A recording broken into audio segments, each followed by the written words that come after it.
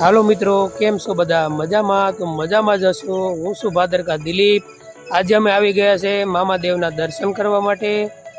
તો તમને બધાને લાઈવ દર્શન કરાવીશ। જો અમારો વિડીયો તમને ગમે તો વિડીયોને લાઈક અને શેર કરજો। અને અહીંનું લોકેશન છે ગળુ શેરબાગ, કાઠિયાવાડ ગ્રાઉન્ડ। જય મામાદેવ।